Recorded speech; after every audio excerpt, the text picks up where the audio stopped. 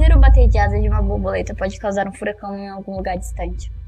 Da mesma forma que o atentado de 11 de setembro influenciou a criação de Crepúsculo e de 50 Tons de Cinza, e da banda My Chemical Romance. Um caso criminal deu origem a um dos filmes de terror mais clássicos existentes. I recall the day I first saw you.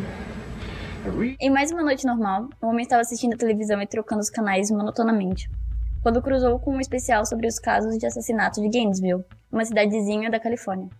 O homem ficou tão impressionado e assustado com a história que acabou tendo um surto criativo, e a partir daí teve início a trama que se transformaria no atemporal ícone do terror.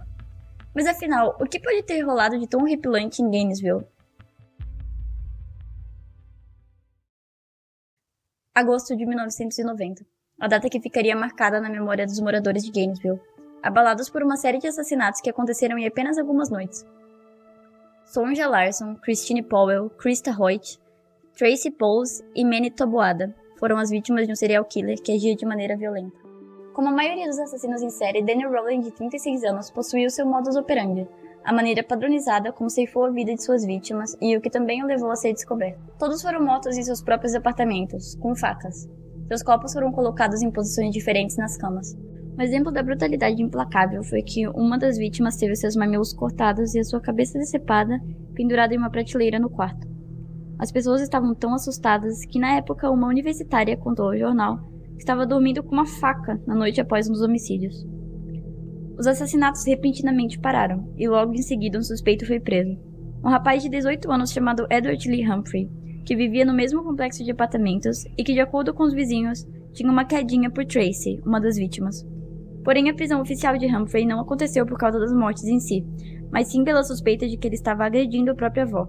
Posteriormente, o rapaz foi internado em um hospital psiquiátrico com a alegação de sofrer de problemas mentais. O verdadeiro assassino foi descoberto logo depois, Danny Rowland. Ele era suspeito pelas mortes de Julia Grissom, seu pai Tom e o seu filho Sim, de uma maneira bem parecida com os crimes de Gainesville. Ele foi apreendido pela polícia após sofrer um acidente de carro tentando fugir das autoridades, e eventualmente acabou confessando os casos. No julgamento, ele alegou ter sido culpado de abusar de várias de suas vítimas, cometer os homicídios e tentar matar o seu pai. No total, o criminoso contou ter assassinado 8 pessoas e foi sentenciado à pena de morte. A sua execução aconteceu em 2006, trazendo justiça aos familiares das vítimas e paz a todos que viveram com medo em Gainesville. Depois de conhecer sobre o caso que inspirou a sequência de terror, podemos ver que nem sempre os filmes são mais assustadores que a realidade. Extensão do número 1, número 3. Nunca, sob circunstância alguma, diga eu vou voltar já, porque nunca irá voltar. Vou pegar outra cerveja, você quer? Sim, claro. Eu vou voltar já! Pânico, como ficou conhecido no país, leva um dos títulos mais condizentes com a obra, já que é isso que ele transmite.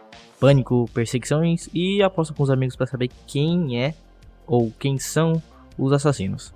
Na primeira obra, criada por Kevin Williamson e Wes Craven, que saiu em 1996, carrega o gênero slasher na sua promissa e entrega muito bem. O filme foi bem recebido pelos pânicos e até hoje leva o posto de ser o melhor, de acordo comigo, da sequência de 6 filmes. Então, vamos ao resumo. Atenção, é literalmente o suco do mais puro spoiler. Pânico 1 se passa na pequena e fictícia cidadezinha de Woodsboro, Califórnia, e acompanha nossa protagonista, Sidney Prescott, interpretada pela atriz Neve Campbell, uma jovem meiga e inocente que está passando pelo luto após o assassinato brutal da sua mãe. A primeira aparição do icônico Ghostface é logo no início do filme, quando uma estudante do ensino médio, Cassie Becker, interpretada por Drew Barrymore, recebe um telefonema de alguém desconhecido, que acaba fazendo a pergunta que se torna uma marca registrada da sequência. Qual é o seu filme de terror favorito? A situação toda muda de rumo quando a pessoa desconhecida transforma a conversa toda em uma coisa sádica e ameaçadora, revelando que o seu namorado Steven está sendo mantido como refém.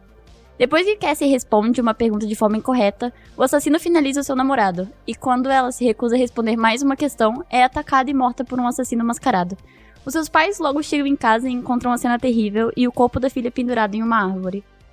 No dia seguinte, a imprensa vai até a cidade e se dá início a uma investigação policial. Enquanto isso, Sid luta com o iminente aniversário de 1 ano desde a morte de sua mãe, que foi supostamente morta por um cara chamado Cotton Mary. Na mesma noite, enquanto esperava sua amiga Tatum chegar, Sid recebe um telefonema, com o mesmo tom ameaçador, e depois de desligar, ela é atacada pelo Ghostface.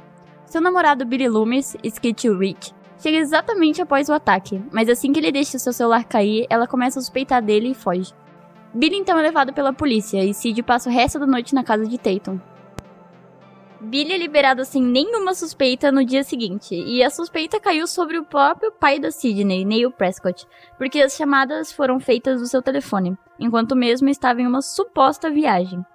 Por conta dos assassinatos, as aulas acabam sendo suspensas, mas assim que os alunos deixam a escola, o diretor Humphrey se torna a próxima vítima, sendo esfaqueado até a morte no seu escritório.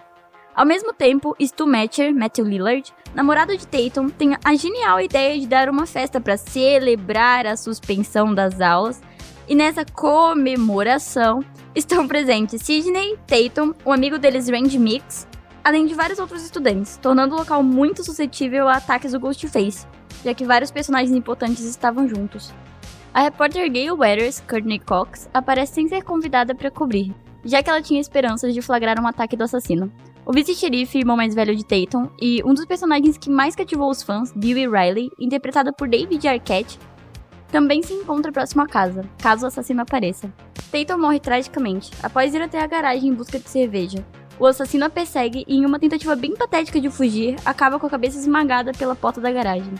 Quase ao mesmo tempo, o Billy chega para falar a sós com a Sid, em um quarto da casa, e depois de muita insistência da parte dele, eles finalmente fazem sexo. Enquanto isso, Dewey e a Gayle investigam um carro abandonado nos arredores da residência. E após a notícia da morte do diretor se espalhar entre os convidados da festa, vários vão embora para ver o corpo encontrado em um mastro na escola, restando apenas Sid, Billy, Randy, Stu, Gayle, Dewey e Kenny, o cameraman da Gayle, nas proximidades da casa. Após o oba-oba, bem rápido por sinal, Sidney e Billy são atacados pelo assassino mascarado, que aparentemente mata Billy. Sidney escapa e acaba se deparando com a melhor amiga Tatum já morta. Ela busca ajuda na van de filmagem de Gayle, onde encontra o corpo de Kenny degolado. Sidney então foge novamente. Gayle e Dewey descobrem sua investigação no carro abandonado que o mesmo pertence a Neil Prescott e voltam para casa, acreditando que Neil era o assassino e havia voltado para a festa para continuar o derramamento de sangue. Após encontrar Kenny morto, a repórter tenta ir embora na sua van, mas acaba sofrendo um acidente para não atropelar Sidney, que estava fugindo pela estrada. Enquanto isso, Dewey é esfaqueado nas costas enquanto investigava a casa, e Sid pega a arma dele. Stu e Randy aparecem e acusam um ao outro de ser o assassino. Sidney se tranca em casa, onde encontra Billy ferido, mas ainda vivo, e dá a arma pra ele, que deixa Randy entrar na casa, dando um tiro nele logo em seguida, chocando os 0 espectadores.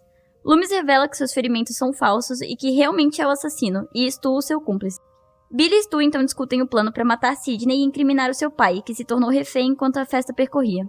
A dupla de assassinos também admite ter matado a mãe de Sid, Maureen Prescott. Billy diz que ele estava motivado para se vingar, pois a mãe de Sid estava tendo um caso com seu pai Hank, o que acabou levando sua mãe a ir embora. Gayle, quem os assassinos pensavam que estava morta, chega do nada e Sidney aproveita a deixa para matar Stu. Randy aparece, revelando que ainda estava vivo, e Billy ataca Sid, mas ela acaba atirando na cabeça dele e o matando. À medida que o sol nasce e a polícia chega, Dewey, gravemente ferido, é levado por uma ambulância, e Gayle faz uma reportagem de improviso sobre os acontecimentos da noite. E assim finaliza Pânico, um filmaço que com a gente fica nota 9,5. Por 2 motivos. Um é slasher, e eu nunca gostei de slasher, eu não gosto de nenhum filme slasher, e quando eu assisti foi uma quebra de expectativa muito boa, aliás, filme bom pra cacete, e pecou um pouquinho na trilha sonora. É a mesma trilha sonora de Peaky Blinders, então não é um bom ponto de comparação. Mas recomendo super, é um filmão, e tchau.